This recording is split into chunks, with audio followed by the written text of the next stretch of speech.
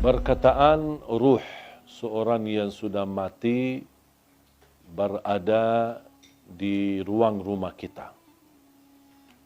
Ada yang berkata selama 3 malam, ada yang sampai 40 malam.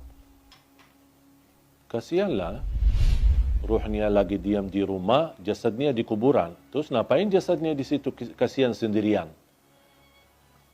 Kalau orang sudah di alam kubur, kemudian akan dikembalikan ruhnya. Buat apa Allah kembalikan ruh? Supaya proses langkah awal hisab. Tapi hisab yang masih istilahnya ringan, menghadap mungkar nakir. Ada beberapa pertanyaan yang perlu kita jawab saat menghadapi mungkar nakir. Seandainya kita berhasil lolos dari pertanyaan dan kita bisa menjawab seluruh pertanyaan mungkar nakir, berarti akan kita menikmati.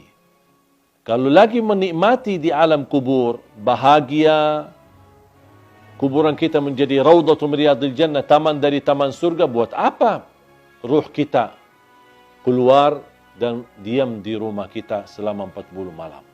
Sebaliknya, kalau kita tidak lolos untuk menjawab pertanyaan mungkar nakir, berarti kita akan menghadapi kesiksaan yang amat pedih di dalam kubur. Dan tidak mungkin orang itu saat disiksa masih nyawanya bisa jalan-jalan kemana-mana, termasuk mampir ke rumah dan diam di rumah selama 40 malam. Itu semuanya hanya diperkirakan atau perkataan orang, tapi tidak ada dalil pun di dalam Quran atau hadis ruh kita akan diam di rumah kita selama sekian malam. Ruh kita berada di dalam tubuh badan kita saat kita dikuburkan. Allah kembalikan ruh kita akan menghadapi mungkar nakir. Kalau anda lagi menikmati bahagia, berarti akan merasakan kenikmatan tersebut bukan hanya jasad kita, tapi jasmani dan rauhani kita. Kalau ruh kita terpisah dan dia diam di rumah untuk melihat kondisi dan keadaan di rumahnya, bagaimana keluarganya. Terus kalau ada di antara keluarga, ketika ada ruh seorang meninggal, dia masuk ke rumahnya.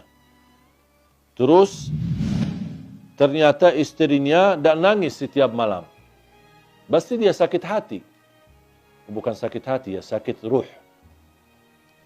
Apalagi kalau istrinya nikah. Kok malah tinggalin aku? Aku meninggal malah kamu nikah. Berarti ruhnya lagi sibuk urusan keluarga. Ini semuanya tak masuk akal. Makanya jemaah sekalian, jangan terlalu percaya hal-hal yang aneh-aneh. Kalau kita bahagia di alam kubur, berarti ruh kita akan disibukkan dengan kebahagiaan. Kalau kita lagi di alam kubur disiksa, na'udzubillah min zalik, berarti ruh kita akan kesibukan dengan azab. Na'udzubillah min zalik. Wallahu ta'ala.